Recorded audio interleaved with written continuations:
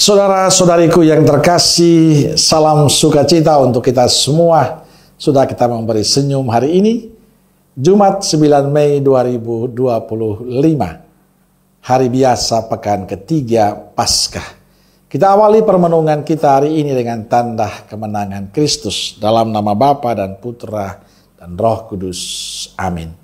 Permenungan kita diambil dari Injil Yohanes bab 6 ayat 52 sampai 59.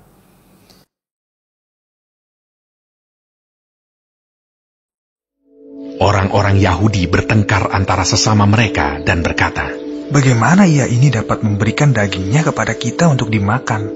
Maka kata Yesus kepada mereka, "Aku berkata kepadamu, sesungguhnya, jikalau kamu tidak makan daging anak manusia dan minum darahnya, kamu tidak mempunyai hidup di dalam dirimu.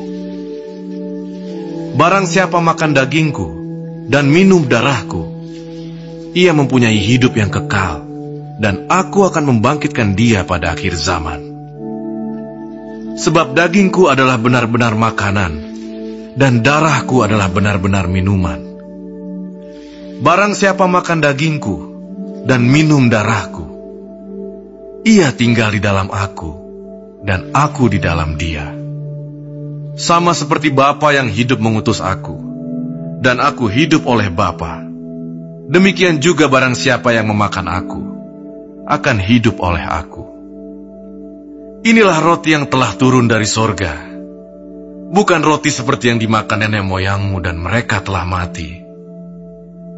Barang siapa makan roti ini, ia akan hidup selama-lamanya." Semuanya ini dikatakan Yesus di Kapernaum ketika ia mengajar di rumah ibadat. Saudara-saudariku terkasih, bacaan Injil hari ini menegaskan kembali tentang Yesus roti hidup dan kehidupan kekal. Roti hidup yang dimaksudkan Yesus adalah tubuhnya sendiri. Tapi apa yang disampaikan oleh Yesus justru menimbulkan kegaduhan dalam komunitas orang-orang Yahudi. Mereka saling bertengkar karena Yesus mengatakan bahwa daging dan darahnya adalah benar-benar menjadi makanan dan minuman untuk memperoleh hidup. Saudara-saudariku terkasih, Yesus mengakhiri wejangannya dengan menegaskan dirinya sebagai roti yang telah turun dari surga. Siapa yang makan roti itu akan hidup selamanya. Sebelum Yesus menegaskan tentang makan dagingku dan minum darahku. Daging dan darah dalam ayat-ayat ini jelas menunjukkan pada penderitaan dan wafat Yesus, yaitu pemberian dirinya disalib. Ini adalah bukti tertinggi pelayanan Yesus bagi Bapa demi keselamatan umat manusia. Dengan cara itulah Yesus menjadi roti hidup, yaitu roti yang memberikan kehidupan sejati dan kekal kepada semua yang percaya kepadanya. Menyambut Ekaristi Kudus berarti kita percaya bahwa Yesus menjadi roti dan makanan hidup sejati bagi kita melalui pelayanannya sampai wafat salib.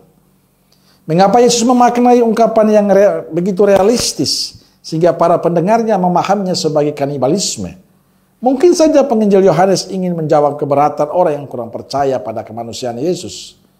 Yang pasti Yesus ingin menegaskan bahwa persatuan dengan Dia adalah persatuan yang real dan konkret, bukan hanya rohani. Artinya sungguh hadir di tengah umat yang merayakan Ekaristi. Ia hadir secara real dan nyata di tengah kita yang percaya. Dengan itu kita menerima hidup darinya. Konsekuensinya juga kita realistis dan konkret. Karena kita hidup dari Dia, hidup kita seharusnya juga hidup seperti Dia. Yakni hidup yang melayani dan memberikan diri sampai tuntas. Merayakan Ekaristi harus juga bermuara pada hidup sehari-hari yang saling mengasihi dan melayani. Saudara-saudariku terkasih, Injil hari ini mengajak kita semua sebagai muridnya untuk membiasakan diri merayakan Ekaristi setiap hari. Atau seminggu sekali supaya kita bisa mengalami kesatuan yang terus-menerus dengan Yesus.